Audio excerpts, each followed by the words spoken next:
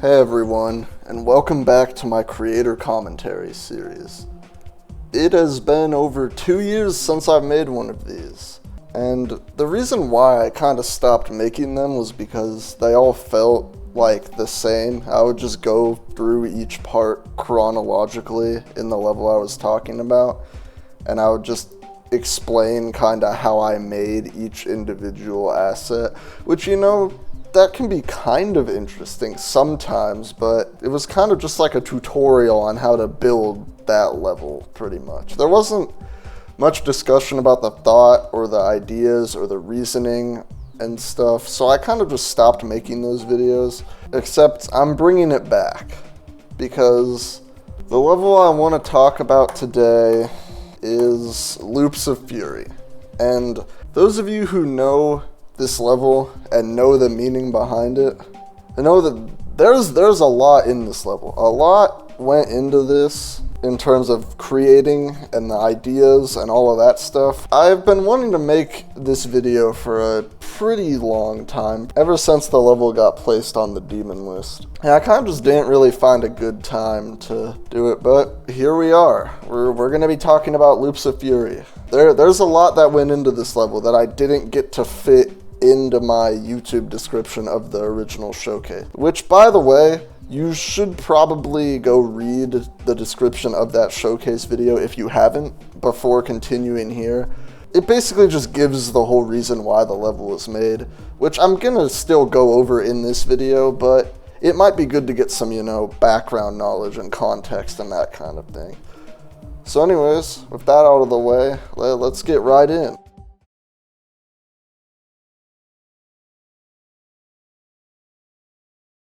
Alright, so Loops of Fury, as a lot of people know, was a level I made to honor my father's passing. He was in a car accident that gave him a brain injury. It essentially ruined his life. He couldn't do anything physically. He was stuck in a wheelchair. He was living a pretty miserable life, which was why in 2025 he decided to go the route of assisted death. So basically he went to Switzerland and they did that for him. So my dad, he told me his plan a month before he actually went and did it. And then a couple days later, we were going out to family lunch because us as a family, going out to lunch was kind of the only things we could really do as a family anymore because of my dad's situation. So we went out to lunch every weekend, basically. So we were going out to lunch, and my dad, he brought his CD of Loops of Fury in the car. And he put it on, and he asked me, he was like, "Do you remember this song?" And I was like, "Oh yeah, I do." Because back in 2019, before the accident, my dad showed me and my brother this song. And in 2019, it was like, wow, this song is incredible. And I still think the song is incredible. The song it's probably the second best song, in the electronic genre, of music. I don't know. The only song that has these kind of sounds that I think is better is Delete. But even then, those songs are incredibly different. They're both kind of just electronic, so I'm lumping them together. So he showed me this song, and if you don't know me, whenever I hear a song, I like to imagine what a GD layout usually would look like to. What would gameplay look like to this song? I'm sure a lot of people do that as well. And in 2019, I was like this too, but not really with GD. When I heard this song in 2019, my brain was like, dude, I should make a Fortnite montage with this song. Because, in 2019, I played a lot of Fortnite. And I was not good enough at it to make a montage, by the way. But anyways, so in 2025, when I heard this song again, I began to picture what a GD level would look like to Loops of Fury. And I got a couple of ideas in my head and planned out, but not enough to make an entire, 2-minute level. So what I wanted to do was, I wanted to make this level in February of 2025. And then on the day my dad was supposed to leave for Switzerland, I would show this to him as a final thing. That was my whole original idea. But unfortunately, I did not have the ideas at the time. I didn't have enough, and the ideas I had, I didn't think I could execute well enough. And there was also a time limit, obviously. Basically, I decided this level's not going to be good enough for what it's supposed to be. And I just decided I was not going to make it. I was really sad when I decided not to, but it is what it is. So then fast forward to the end of May, and I go on a camping trip. And I don't like camping. Like, I'm not a fan of it. I need my technology and my nice luxury things. And when I go camping, I'm usually bored. And when I'm bored, I think a lot. And then when I was just sitting there, just like listening to music, just like thinking of just random things, this idea popped into my head again. This idea which I had basically just forgotten about ever since I gave up on it in February. It came back. And it came back with like new like ideas within the idea of making the level. Like new parts, new like representation. It just all like came to me like at once, and I was like, I need to make this level. But then I was stuck at the camping trip for another 2 days, so you know. It gave me more time to think about it though.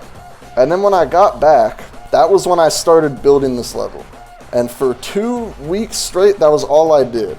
Pretty much. I would wake up, go to school, and come home, and I would build this level until bedtime, basically.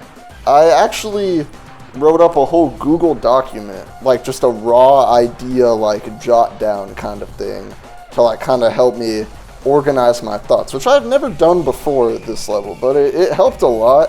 And if you're curious as to what I put in this document, I'll leave it in the description if you want to check it out. But anyways, that's kind of the context of this level. A lot more detailed than what I could fit in the YouTube description. So let's talk about the actual level now. This first part is basically just an intro to the level. The song is pretty simple here. It's just like, there's not much going on. I just made some pulses that kind of pulse like with the song. There's not really much to say. This part doesn't have any significant or deep meaning to it like most of the other parts do. It's just kind of there to like set things up. This little glow particle thing actually wasn't in the level in the original showcase. I made it afterwards because some of my friends said that this part was too empty, which I thought was fine, like it's an intro part, but they suggested I try adding a little thing in the background, and honestly this glow particle thingy, it works pretty well. I wouldn't say it brings down the part in any way. But this part, there's really nothing to talk about. I use toggle orbs as the blocks. I like using gameplay stuff in my decoration. I did that a lot more in Luminosity, but I specifically use toggle orbs for a fair few parts in loops. Alright, so anyways, onto the swing part. This part, I'm not really going to spend too much time on either, because it also doesn't really have a deeper meaning. It's kind of just another part I had to build to get to the parts that had deeper meaning. The swing is a pretty basic part. It brings back the blocks from the cube, except I put like animated lines on them. This part is a masking part, basically. The mask is made up of all these particles and blocks that you can see like in the background here. Like these. There are a bunch of shaders. I don't know why you can't see them in the editor, but like there's a bunch of shaders that kind of manipulate the masking effect a bit. So it looks pretty cool in game. Other than that, there isn't much else interesting about this part. I did use orbs as the ground spikes, as I mentioned earlier. I like using orbs as decoration. And these little, I don't even know what these are, but they're like the toggle orb thingies. I thought this was like just a cool little idea. A lot of building this level was kind of just, if I got an idea, I would build it. Because part of what I did for this level was I didn't take any outside feedback. I didn't show anyone anything. Nobody got to see a single thing in it, basically, until it was finished. So it was just all up to me. I had to be the ultimate decider of everything, which I've never done before, and it was kind of scary. I was just like, I'm gonna build this little shape thingy, and then I'm gonna have toggle orbs that move up, and you hit one of them as it goes by you. Like, a lot of this level was just, I just got an idea, and I was like, yeah, let's give it a go, you know? There isn't really much to talk about in this swing part. It's pretty basic. It's a swing, so that's cool. More people should use that in their levels.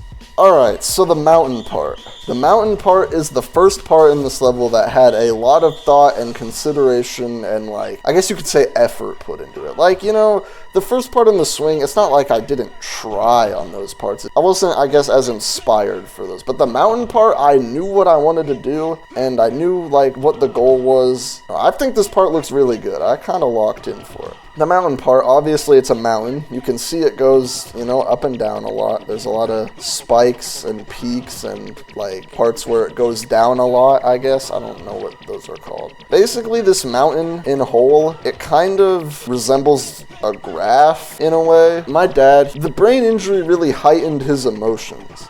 And he could get, like, really angry sometimes, which was understandable. It was really hard to live with, though. It was understandable, and this graph kind of represents his mood changes, because, like, it was kind of crazy. He would be, like, fine, like, 1 minute, and then the next minute he was, like, screaming, because he was so mad at just anything. The mountain part kind of represents that a little bit with all the ups and downs, and I think I did a good job representing that in the structure of the mountain itself. Another thing is, this part also kind of takes inspiration from the album cover for the Loops of Fury EP, because the Loops of Fury EP, the album cover is someone skiing. And I was like, okay, well, I can make like a mountain with like, the idea is when you're playing the gameplay, it kind of looks like you're sliding around on the mountain and like kind of skiing it in a way. Like there's a lot of jumps, like I know skiers do like ski jumps, I think. I actually don't know very much about skiing, but I think this part kind of resembles like the album cover in that idea. The actual part itself, I don't have too much to say. The mountain does have a parallax to it. There's like a 7-layer parallax. Background is kind of just more like animated objects. There's also a gradient trigger that creates kind of the like grayish white tint here that I think is pretty cool. The mountain also has a shader, like it has the shock line shader because the song has like these wavy sounds in it.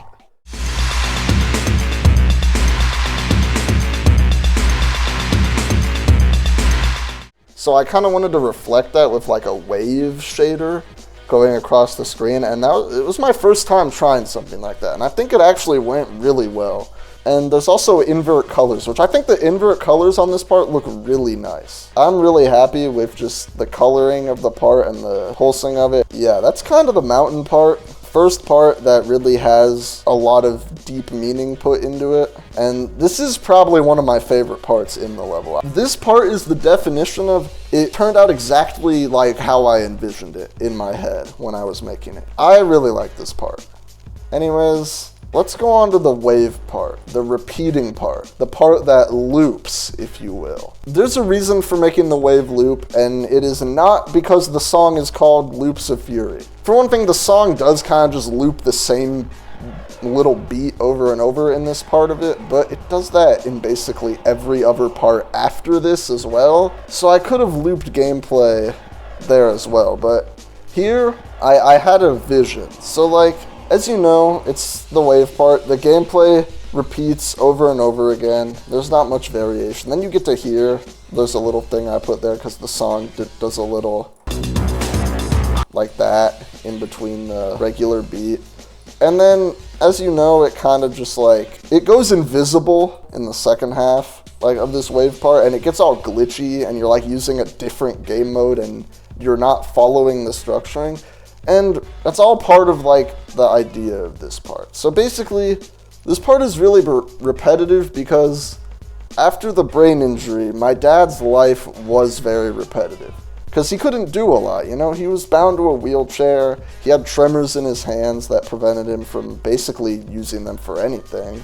So each day would kind of be the same for him.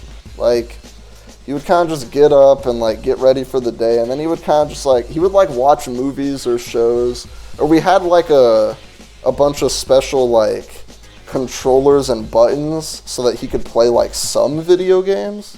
Because my dad really liked video games. That was what he did for a career, and that's also why I chose to make a video game level to like honor him and remember him. I thought it would be fitting. And also GD levels are the only form of creativity that I can actually do well in life. So that's another reason. The point is, his life was pretty samey. So like it's kind of just you're doing the same gameplay over and over, but this part has more meaning to it. When it goes invisible and all glitchy, that's kind of showing how like his life was like falling apart and getting worse. His conditions didn't really get better. In fact, they usually ended up getting worse in some cases. Like it was very inconsistent, which is kind of what the change here represents. It's like, oh, well, you know, consistency, and then boom, wait, there's like an invisible UFO here. What do I do? It's like, it's inconsistency is kind of the deal with this part. Inconsistency and like frailty, I guess. Like the part kind of breaks down the farther you go into it. And that's kind of what my dad's physical and also even mental state was doing as he went through the like a little over 4 years of his brain injury. And I think I reflected that pretty well in this part. This is another example of a part that turned out exactly how I wanted it to. I had the clear vision like ready, and then I just made it work. And I'm really happy with what this part represents and how it represents it. Alright, so now we get to the drop. The drop parts is kind of where I didn't have like a set plan for what I wanted to do. Like the mountain part and the wave part, those were like super planned out. Everything was like planned and well thought out. Once I got to the drop parts, I was like, I have no idea what I'm gonna do. I kind of just went the route of like asset building, where I just make a ton of shapes and then plaster them together. Like basically just making assets and pasting them throughout the part. The shapes themselves are pretty similar, just like some blocks with the little invisible structures in them and then some wavy outlines. What I want to talk about in this part is the particle background. As you can see, it does some pretty nice pulsing.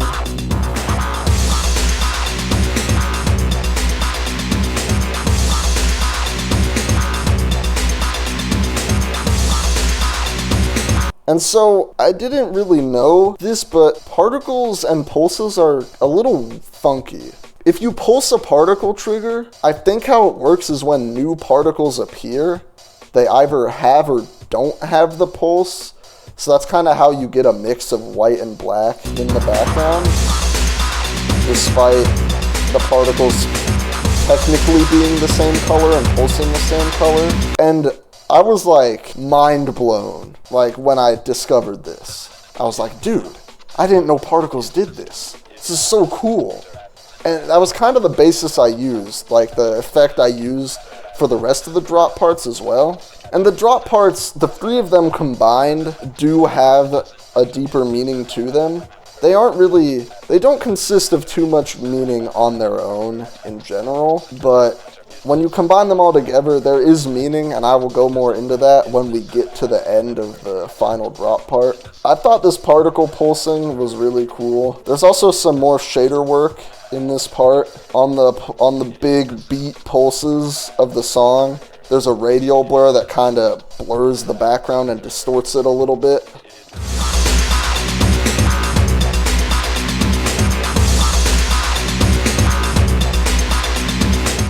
And there's also these thingies, classic like sketchy block. I thought the sketchy design like alternating thing worked really well for this style I was building and this song. So I used it quite a lot. I also made the player turn white when they entered this part, so it'd kind of make it look like everything in this part has to be white. I got this idea from Snowbound by Enfur, in that one part with like the moon where the icon is like dark blue, like all the designs and stuff in the moon are. And I thought that was really cool, so I wanted to figure out how to do it, and I did, and I think it works pretty well here. There really isn't too much to this part. It's relatively simple. It's kind of just got the background, and there's also like a ring of particles that follows the player on the X and the Y axis. I don't do that very much, but I thought it worked, so I went with it. Like I said, I kind of just went with a lot of stuff I made. Like I would make something and I'd be like, okay, it has purpose here, you know, it works. So now we're on to the upwards slope intermission kind of part. The song goes a lot simpler here. It's kind of just like, it kind of has a build-up though. As you can see, like, the shapes, they get more and more wiggly and distorted as you go through the part. It's kind of like a little progression. And I actually really like how this turned out. There is also a pixelate trigger that over time, it kind of just gets a little more and more pixelated as you go through the part, which you can see when you're watching it. And the pixelation combined with the lines alternating, it merges pretty nicely together. And this part is another of those parts that I kind of just made because I needed to do something with the song. There's not really much deeper meaning to this part as there are in the other parts. However, I will mention the color scheme in this part because I actually haven't done that yet. The black and white color scheme was very intentional. It was intentional because A, whenever I pictured decoration to this song, I could only picture black and white. Like, I just couldn't picture any other style of, like, colors that would work. And number two, it's very contrasting. And my dad before the accident and him after the accident, completely different. Basically, like, a whole different living situations, all that kind of stuff. The color scheme in this level is meant to contrast his two lives, basically. The life before and the life after the accident. And the harsh, like, cut between the two. Like, such a drastic change. It's not like the colors in this level are very smooth. It's not like it's like white and then it gets like gray and then black kind of. It's all, most of it's either just plain white or plain black. It's supposed to represent the contrast in my dad's two lives, basically. All right, second drop part. This part is pretty similar to the first drop part. I'm gonna be completely honest. It has more particle effects, more dealing with the pulsing particles, except there's more of them and it's more intense this time. You can do some crazy stuff with the particle pulsing, and I'm really glad I took advantage of that with this level, because I think it just makes it look even cooler than it would if I didn't pulse the particles, I guess. I don't really know where I was going with that statement, but I did do kind of a box meta for this part because I honestly had really no idea what I was going to try. So I fell back on something that I know how to do well and I know looks good, even if it is a bit repetitive. However, I think the designs are really interesting. It's basically all animated blocks. A lot of like fire on low opacity, like texturing, and the 2.0 looking animated blocks as well. Even like a little pixelated fireball looking thingy in the center. I'm just good at using animated objects for that kind of stuff. I've done it for a long time and it works very well. I kind of stayed in my comfort zone for this part. As you can see, like these triangle thingies, I used them in Cluttered Confusion and probably some other level. I reuse assets a lot. However, something I did experiment a little with in this part is all these enter effects. When you watch the part, you notice that the blocks, they like slide in and rotate into place as you go towards them, and then as you're going away from them, they kind of rotate out of the screen. And I had never used enter effects before. Honestly, I didn't really know what I was doing with these. I kind of just like assigned some values that I thought looked good after a bunch of trial and error. That's kind of the main thing for this part. That's how the blocks move. The blocks in this part move using area moves.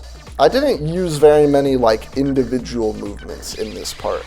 Most of it relies on area moves or enter moves. This part's very Enfur core, I would say. Like, I make like clumps of like these invisible structures. I did that in Starlit Stroll. These triangles are from like Cluttered Confusion. Box meta with like wavy pillar deco. Orb deco that's just like a fireball. I think that's what it is. Like, this part is very me. I also did use the faded invisible looking blocks for the ground deco. I really like using those blocks for anything other than like using them as a gameplay pretty much. I really like these blocks. I think they work pretty well in a lot of scenarios, and this one especially. The second drop part also continues the sketchy design thingies. The song sounds the exact same as it does in the first drop part, so there are similarities that I kept up. This part is kind of meant to like build off of the first part. Like I showed earlier, the pulses and particle flashes are a lot more chaotic. It's all built up for the final drop part, which we're about to get to. So before we get to the final drop part, there is this little intermission part, because the song does this little thing before we get to the final drop. So I kind of just like made basic designs. There's a really big parallax in this part that I honestly, looking back on it, it's probably the thing I like the least in this level. I probably could have made it less layers or stick out less or something, I don't know, but it doesn't really look bad. When we get to here, I'm really proud of what I made in this area. So there's all this like fire and stuff, and it's set on like a bunch of rotate triggers to like spin it around. And I also put like a glitch shader and like a pixelate trigger. So it really creates like a glitched out background feel. Like it just cuts out of the intermission and you're just like in this glitchy thing now. And I'm really proud of how this specifically turned out. Anyways, now we get to the final drop part. As you can see, this part is pretty crazy with the particles. This part goes all out. It kind of just uses ideas from all the previous parts and puts them all into one. So you'll notice I combined the box meta from the second drop with the asset structuring from the first drop. I did make new designs. I didn't just reuse the old ones because that would have been lame. The ground deco mixes the orb idea that I used in the swing with like the invisible structures from the previous part. There's more of these shapes, which, yeah, I did use these monster guys as the centerpieces for them, you know? I get to have a little fun, you know? It's cool. It's a fun little detail if you go in the editor. Those monster guys are the centerpieces for those spinning triangles. This part is kind of like the finale. It's like really intense. And I did bring back the shock lines from the mountain part as well in this part, as well as more enter moves and scales and all that, which you can see happening in the part. And another way I progressed the part is I made this stuff invisible. This gameplay is invisible, which kind of goes back and references the wave part, where it had the invisible like ship and UFO gameplay. And this part, it's meant to be just a culmination of everything you've gone through in the level so far, led up to this final like climax. If you remember how I said that the drop parts connected all have some kind of deeper meaning, it's kind of how they get more and more messy and, I guess, effect-based, and maybe you could even say distorted a little bit now that this has the shock line in it. It's kind of like the wave part again, where it's how my dad's state was constantly declining, really, in terms of how he was, especially mentally. And towards the end of his time, he would get upset a lot more frequently, and the outbursts would be worse. Like, it just got worse and worse pretty much every day in the end. And that's kind of what this final part and the other two drop parts that gradually get more chaotic and crazy, and that's what they're supposed to represent. All three drop parts combine to kind of take you through not really the experience of my dad's like life in his brain injury, but in a way, kind of. It's meant to take you through the experience in the form of playing Geometry Dash, where each part just gets more and more built up, and the last part kind of just explodes. And that was kind of how the outburst could happen too. Like, there would just be little things that would build up, and then my dad would just explode of anger. And that's really just what these parts represent as a whole. As your journey through the drop gets more and more intense, that's what it's supposed to mean and represent. So anyways, on to the last part, the ending. The ending, it's kind of just meant to close out the level. In a way, you could view it kind of like how after the outburst, my dad would calm down eventually, but you know, he was never really like fully calm. He was always angry about something with his brain injury, which does make sense. This part, like, you still have the shadery background and all the pulsing, very in-your-face pulses. It's kind of like calmed down, but in a sense not really. That's kind of what I went for this part, but it's also just meant to be a more simple ending that is also very nerve-wracking, apparently. I wouldn't know because, you know, I didn't really play this level at all when I was making it. To be fair, this level is not ever meant to release. My plan was to make this level, showcase it, tell the story through the level and its meaning, and then I would just let it sit there. Because when I was building this level, I didn't think it was all that. I am not a very confident creator in my own abilities and telling what looks good and what doesn't and what works, I guess. So I was like, this level's, you know, it's good. Like, don't get me wrong, I was super happy that I made it and it has the purpose that it represents and all that. That's all great, but it's like, is this something I want to upload and make a real thing and get verified? The idea was, I wasn't making this level for like a rate or to get my extreme demon rate count up like I do with my other levels. That's the main reason why I wasn't planning to upload it. Like, I didn't have the goal of getting this level out and rated in my head.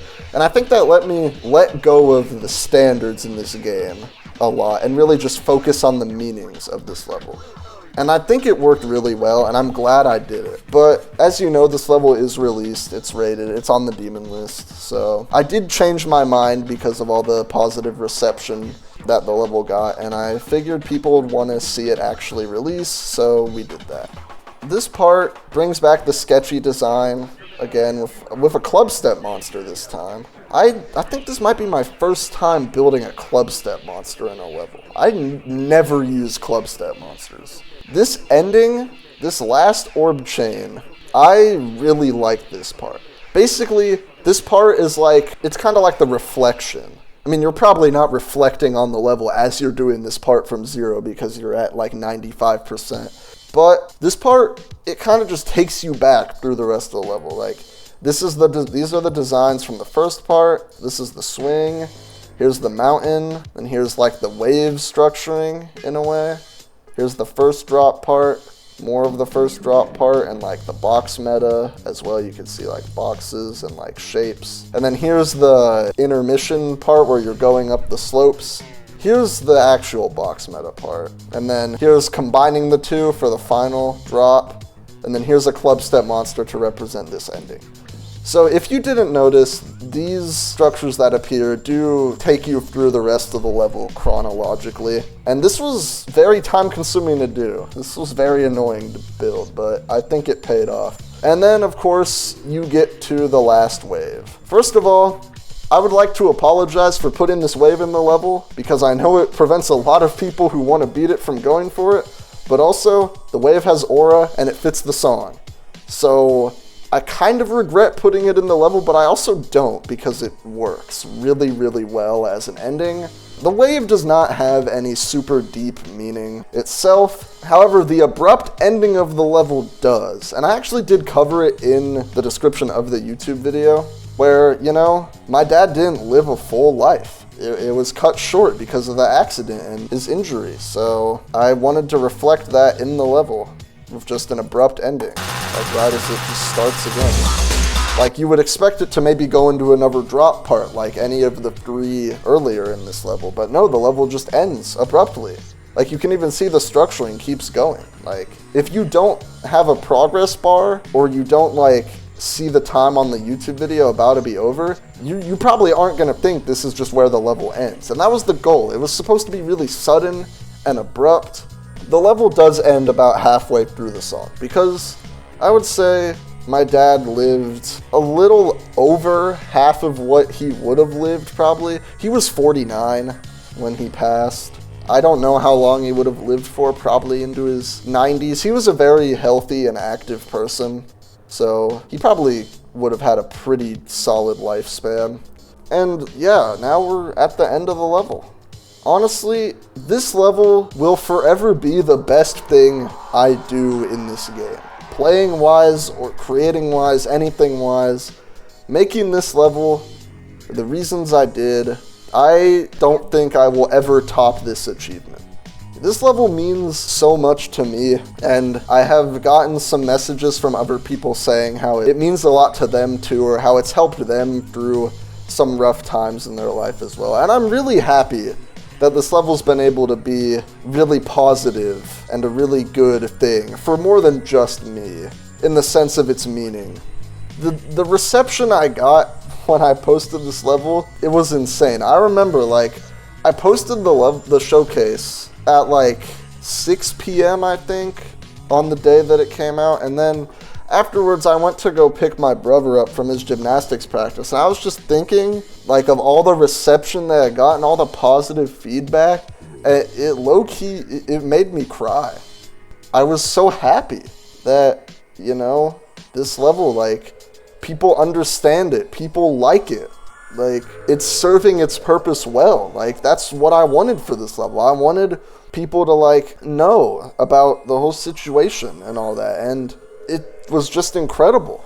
So, my dad passed away in March of 2025, and this level got showcased in June, so that's like around 3 months. And in that 3-month time, I told 2 people that my dad passed away. One of my IRL friends, and then one of my GD friends.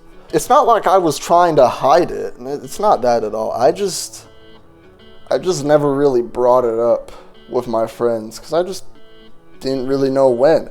There wasn't a single time that felt natural, really, to bring up something like that. Another prime reason as to why I made this level was so I could, like, have an outlet to tell people, like, what happened, you know, and, like, express it, I guess, in a way that made sense to me and would not feel just, like, weird or uncomfortable or out of the blue, really.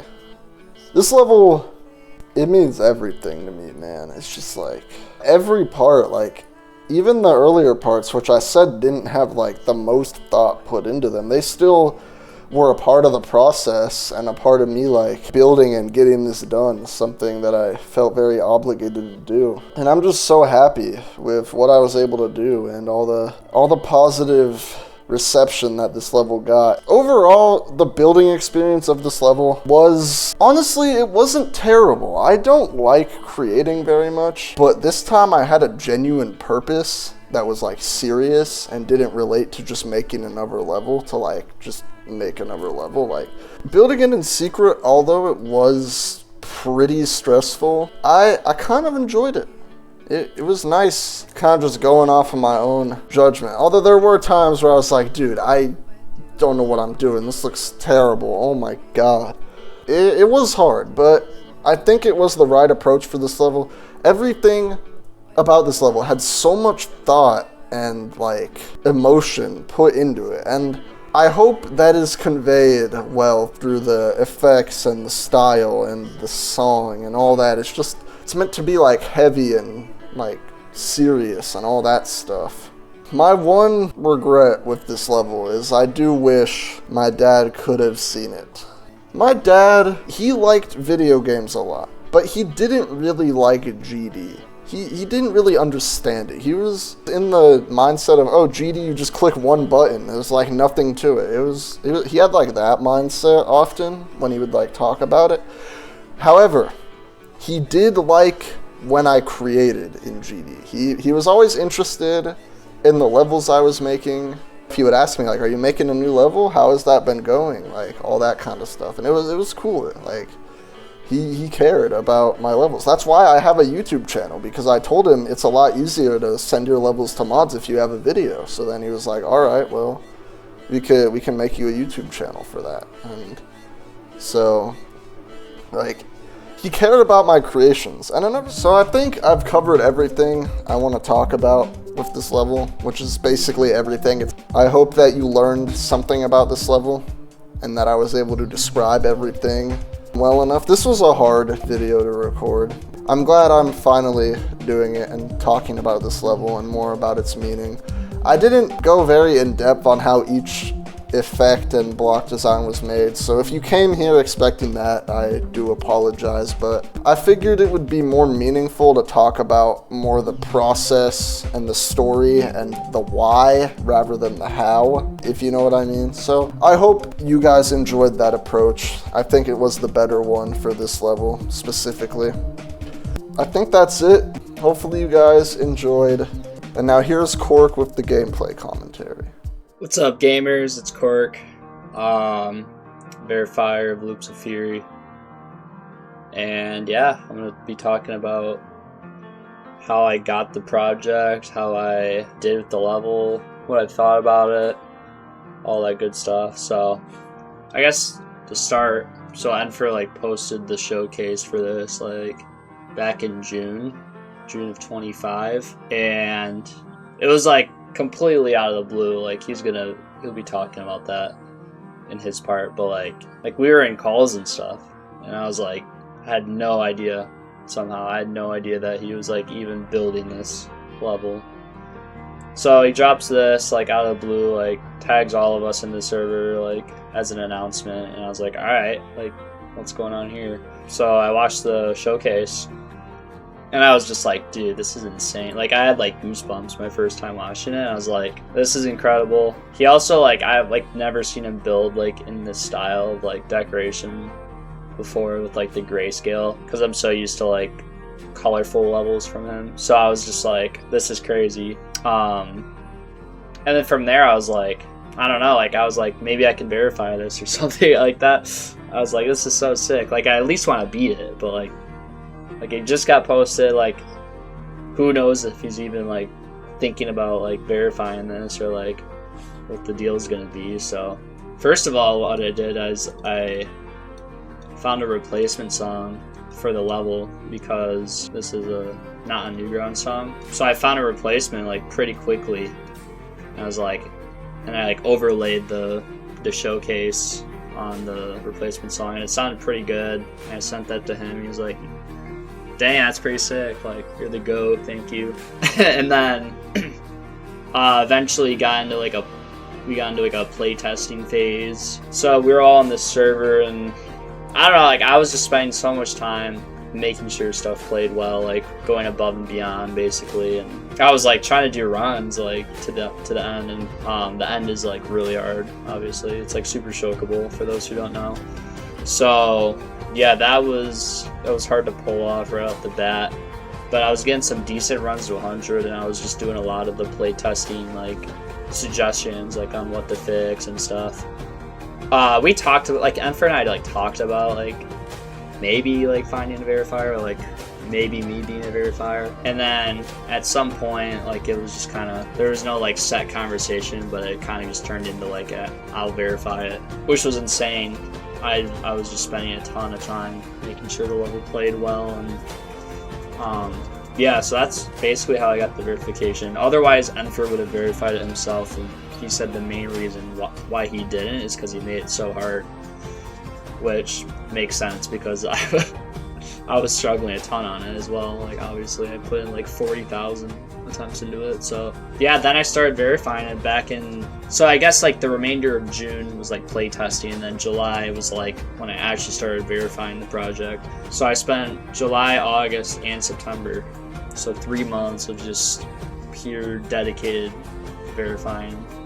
Obviously like things got in the way, like work got in the way, demotivation got in the way, like I did a couple other hard levels in between, but like for the most part I was just grinding it. I mean, all my friends can tell you, like I was just super dedicated to it, and that's like all I would be playing for the most part. Like whenever we were in a call, I was just like spending so much time on it, and after a while I was just like, dude, like I hit a stopping point. Like so I was quick to get like 2 runs on the level. I had 53 to 100, which is like the intermission part to the end, and that run by itself took a super long time to get, because I think the level's second half carried. When I was playing from 0, like my best was like 33, and I progress fluked to like 58, and I was like, wow, this is like super doable, I think. And then obviously like just after a while I was like, yeah, like I'm hard stuck, like I can't even get anywhere anymore. Like even if I like got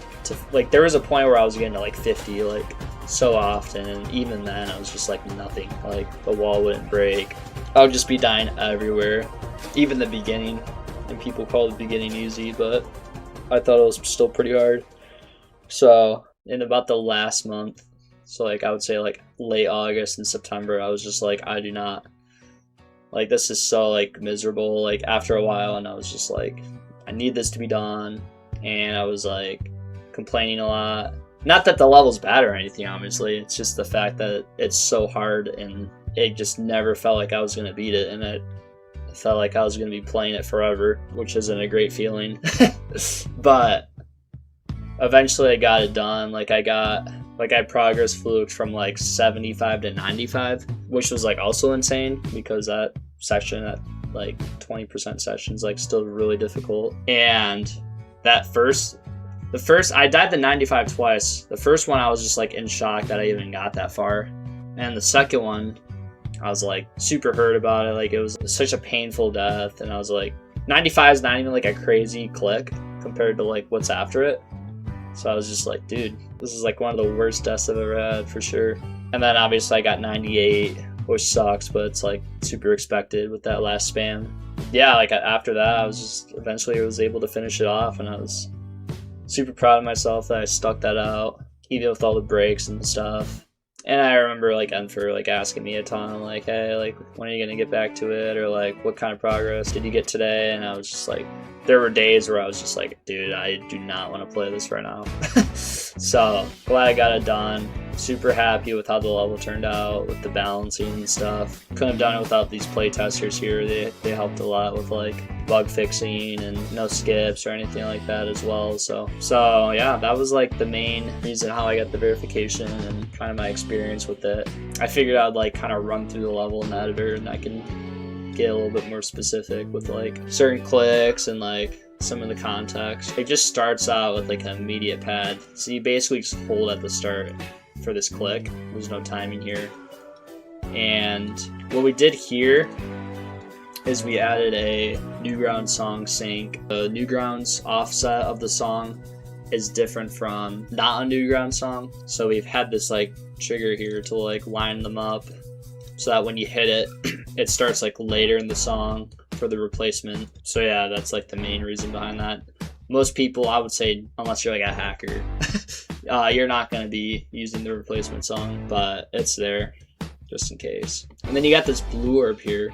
This click right here between these two is like very tight. Everything else here is pretty straightforward. You got some like invisible speed changes. These two clicks are hard, especially like they're fast, but also being able to get through that gap is tough. This stuff's kind of like, it's not supposed to be hard. It's just kind of getting you warmed up. This yellow orb, you gotta click super late, like way later than you would think, just to get over this gap. And obviously you can hit it too late as well and out of that, so that's a hard click. Everything else here is pretty normal. Got a buffer here. I get made fun of a lot for dying to buffers, so we put like my name there if you die to it, which is kind of funny, I guess. Like if you're going for this, like you would die here one time and then you're like, yep, like never dying here again.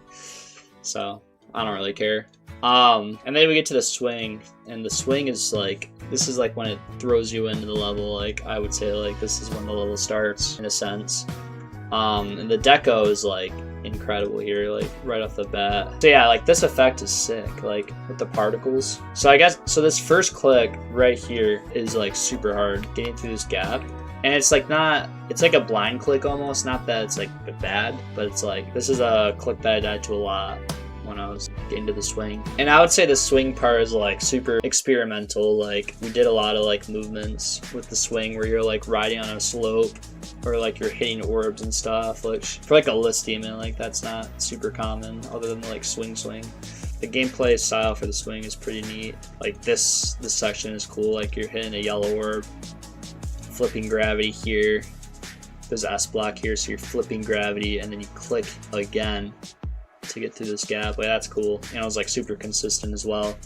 And then you have these like, I don't know, I call them like volcanoes or like geysers, where there's like touch triggers coming out of them, and you got to hit the biggest one or like the right one and get through this like saw gap. I think that was really cool. That was like the first like deco thing I noticed in the level, where I was like, this is insane. So yeah, you have all this going on, more of them as well.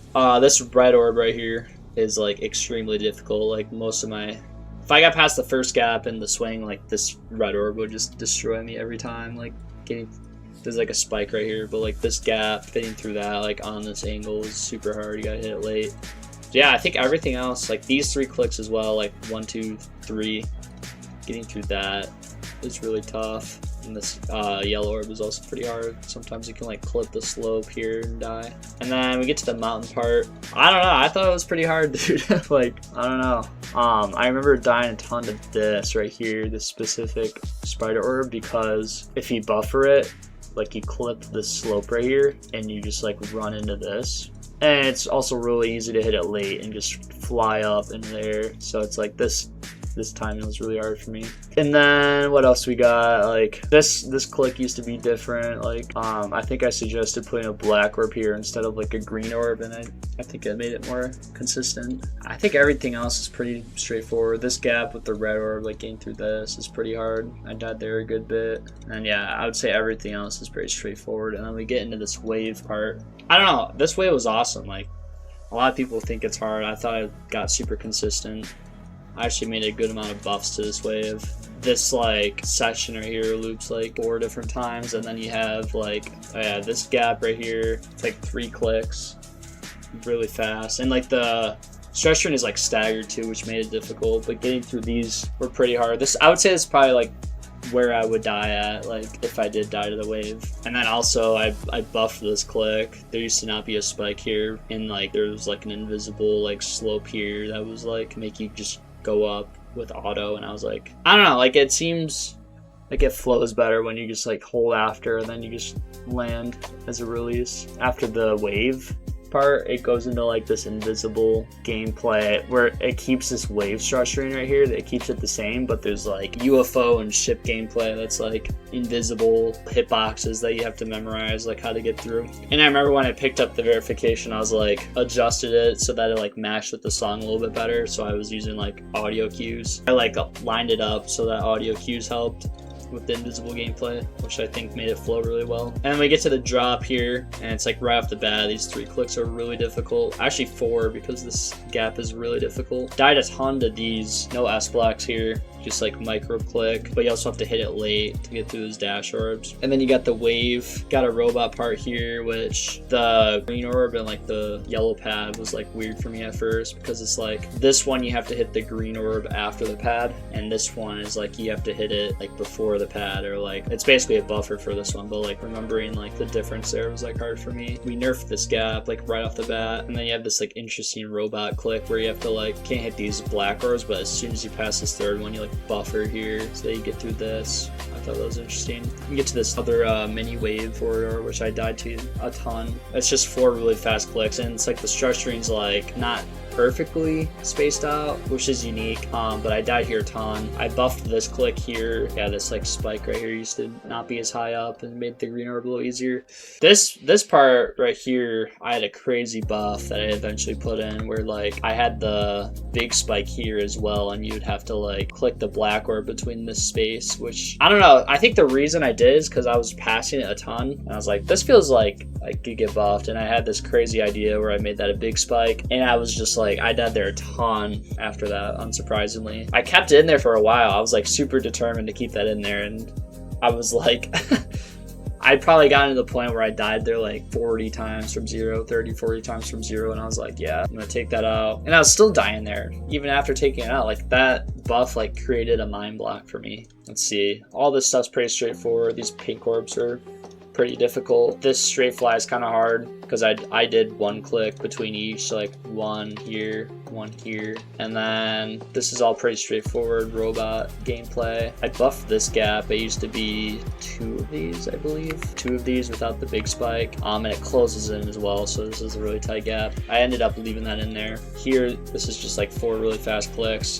This is when I first started like alternating, and I kind of had these 4 clicks as like a setup for like moving my left hand in to where it needs to be, getting my like hand positioning right. Like this is kind of like the setup for that. We have this like intermission part as well, which you're like riding on slopes, like miniature slopes that are like spam next to each other, and sometimes you would like die by like clicking in between these 2, if that makes sense, and you'd have to like, I don't know, you have to be really like confident on your clicks here and knowing which slope to land on, even though there are like 100 of them. So then once we get to the second drop, like this background effect is insane. So we have this like black orb here, which I still don't even really understand how it works, but you have to like hit the black orb before the blue portal, and it like kind of shoots you up. This blue orb here. Game between that gap is like really hard as the UFO. I alternate for these 4 clicks. It's like 1, 2, 3, 4. This ship right here died to a ton. This blue orb, like adjustment into this gap is really hard. And then also this red orb right here. I'm trying to like, so yeah, this is like the gap you have to fit through. I died here a ton. I remember buffing this gap right here. I made that gap tighter, this gap as well. This ship part like was super satisfying to play. Another fast 4 click burst.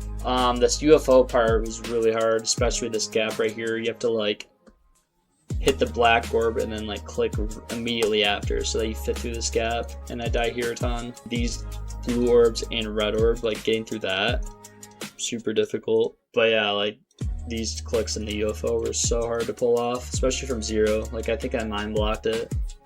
When I say this is second half heavy, like I'm dying there so many times. And then you have this like dash orb spam with S blocks, and I alternate for this.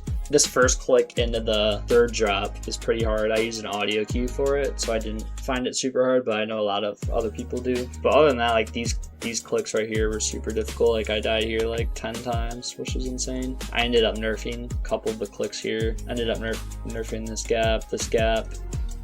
And then right here you have invisible blue orbs. So it's like upside down. So it's like click, click, click here in between the 2 blue orbs.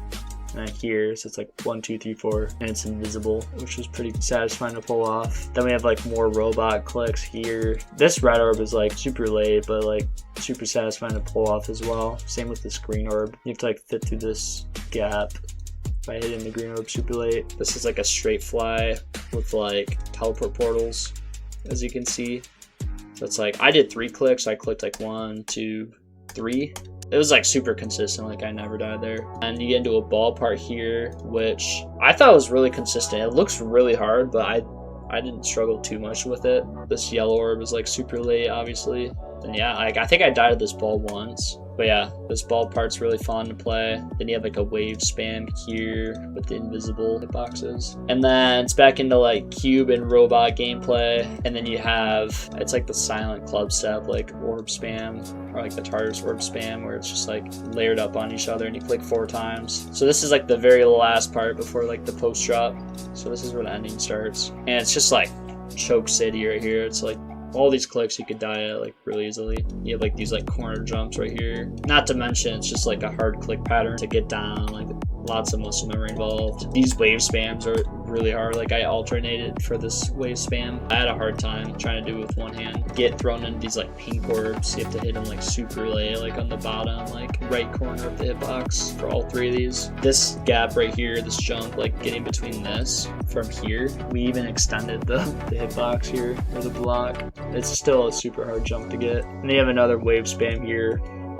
I did 3 clicks here, like 1, 2, 3, and then hit the blue orb. And then this is like leading up to the orb chain at the end in the last wave spam. But we have these like teleport portals here for like effect of the song. This is 95. You like wait a lot between these clicks, and it kind of amplifies your nerves. So like I'm waiting a while before clicking here, and it's just like when I died here I was like super nervous. So I died at this click twice, which sucked. And then this is the orb chain at the end. The hitboxes like appear in front of you, and it goes with the song. And it's just like super setup based. Like you have to hit this yellow orb so late. Like it doesn't even look like it'd be possible to like pass this, but this pink orb right here is really hard to get through this. Last 4 orbs set you up into this alternating. I alternate at least, but mini wave corridor spam. There's people who can just single hand it, which is crazy. I don't know, like honestly, like even if you're like not good at alternating, trust me, like it's really not that bad. Like you just have to like put in the time to like get it consistent. But like it's really just muscle memory at the end of the day with like how many times you have to click, and you just kind of have to feel it out. But yeah, I didn't struggle too much with the last spam because I was like playing it a ton when I was practicing. So yeah, and then the level ends right here on this like white thing. That's the level. That's my perspective from gameplay to like the whole verification process and all that good stuff. So hopefully it was fun to listen to, and hopefully you learned a thing or two. So thank you. All right, so that's going to be it for the Loops of Fury creator commentary. If you watched all the way to the end, I really, really appreciate it. Really appreciate you taking the time out of your day to learn about this level. That means so much to me. And I really hope it was interesting and that you learned a thing or two. And make sure to check out Cork as well. He's really, really good at the game. And he's my GOAT. So go check him out. I'll leave his channel in the description. And yeah, that's gonna be it from me for this video. So thank you so much for watching, and I will see you guys in whatever video I make next. Have a good one.